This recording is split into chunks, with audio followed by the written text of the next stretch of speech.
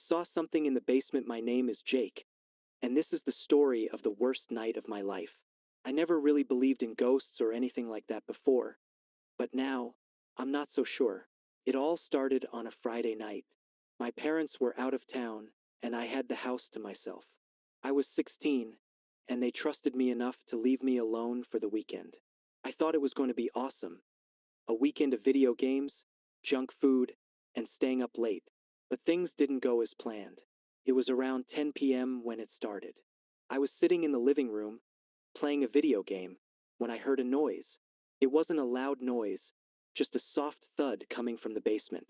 At first, I thought it was nothing, probably just the house settling or something. But then, I heard it again. This time, it was louder. I paused the game and listened. The sound was like something heavy being dragged across the floor down in the basement.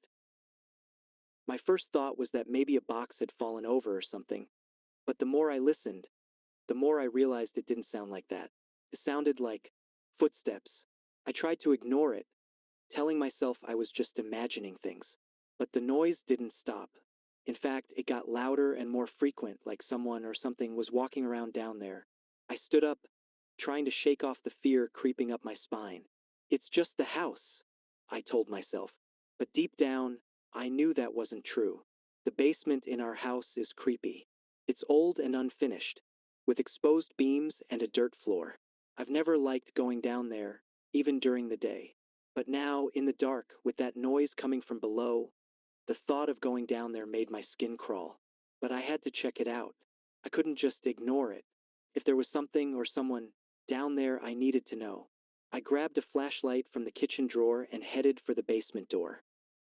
I stood in front of the door for what felt like forever, my hand on the knob, trying to build up the courage to open it. My heart was pounding so hard I could hear it in my ears. Finally, I took a deep breath and turned the knob. The door creaked open, and a musty smell hit me. The basement was pitch black, and the stairs disappeared into the darkness. I switched on the flashlight and shined it down the stairs.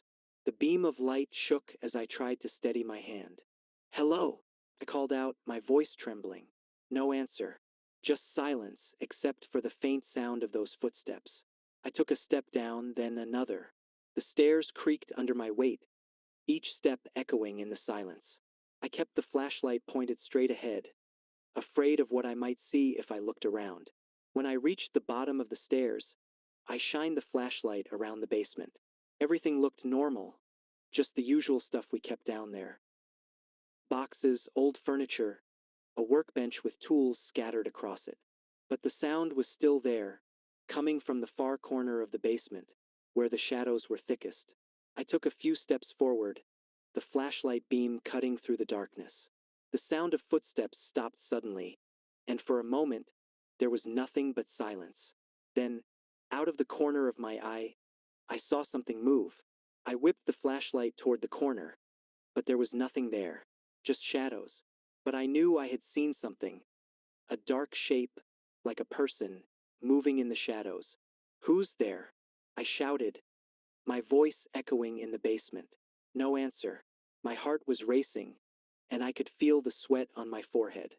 I was about to turn and run back up the stairs when the footsteps started again. But this time, they were closer. I spun around, shining the flashlight in every direction, but I couldn't see anything. The footsteps were all around me now, like they were circling me.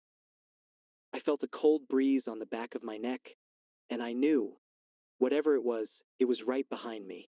I turned around slowly, my breath caught in my throat, and then I saw it. A shadowy figure, standing just a few feet away from me. It didn't have a face, just a dark, shapeless form, but I could feel its eyes on me. For a moment, I was frozen with fear, unable to move or scream. The figure just stood there, watching me. Then, it started to move toward me, its footsteps echoing in the silence. I don't know how I did it, but somehow I managed to turn and run. I sprinted up the stairs, taking them two at a time, not daring to look back. I could hear the footsteps behind me, getting closer and closer. I burst through the basement door and slammed it shut behind me. I leaned against the door, my chest heaving, trying to catch my breath. The house was silent again, but I knew that thing was still down there. I didn't sleep at all that night. I sat in the living room with all the lights on, clutching the flashlight and a kitchen knife, just in case. Every little noise made me jump, and I kept expecting to hear those footsteps again. When my parents came home the next day, I told them what happened. They didn't believe me, of course. They said it was just my imagination, that I probably heard the wind or the house settling. But I know what I saw. I haven't been back in the basement since that night, and I never will. I don't care what my parents say. I know there's something down there, something dark and evil, and I'm not going to give it another chance to get me.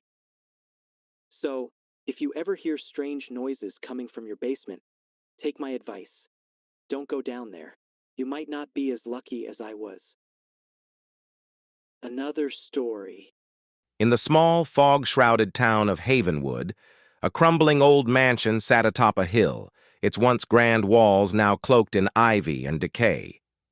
The locals called it the Hollow House, a place where the shadows seemed darker, the air colder, and the silence deeper. No one had lived there in decades, not since the tragic death of the Cray family. The story went that the entire family had perished in a single night, their faces twisted in terror, with no sign of an intruder or struggle. But of course, legends had a way of losing their edge with time, and so when a young couple, Mark and Emily, moved into the town, they dismissed the warnings as mere superstition. They were artists, seeking solitude and inspiration, and the Hollow House, with its haunting beauty and affordable price, seemed perfect. The first night was uneventful, though the house groaned and creaked like an old ship. Mark laughed it off, saying it was just the wind and the age of the place. But Emily wasn't so sure. She felt a presence, something cold and unseen, watching her every move. She told Mark, but he brushed it off, too absorbed in his painting. The second night, Emily awoke to a faint scratching sound coming from within the walls.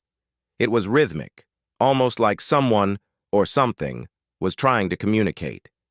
She shook Mark awake, but the sound stopped as soon as he opened his eyes. "Just the pipes," he mumbled, rolling over and drifting back to sleep.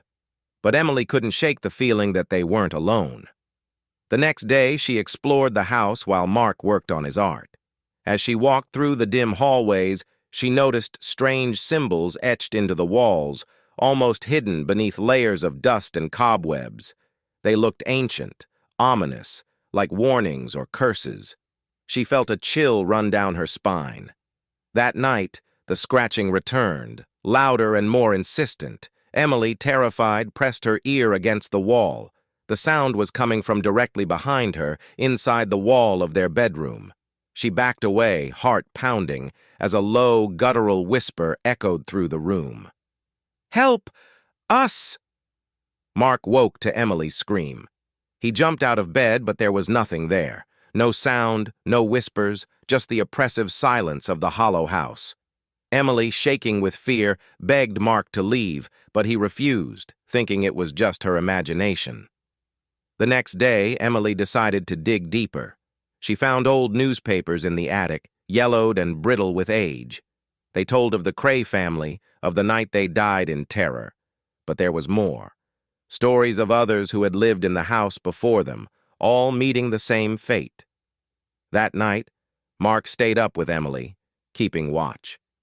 The scratching started again, this time more violent, more desperate. The whispers grew louder, more frantic, filling the room with a chorus of voices begging for release. Suddenly, the walls began to bulge and crack. From within the wall, a bony hand burst through, followed by another, and then the ghostly, skeletal remains of the Cray family clawed their way out, their hollow eyes fixed on Mark and Emily.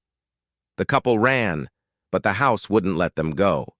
The doors slammed shut, windows shattered, and the walls closed in. The last thing they heard was the chorus of whispers, growing louder and louder until they drowned out their screams.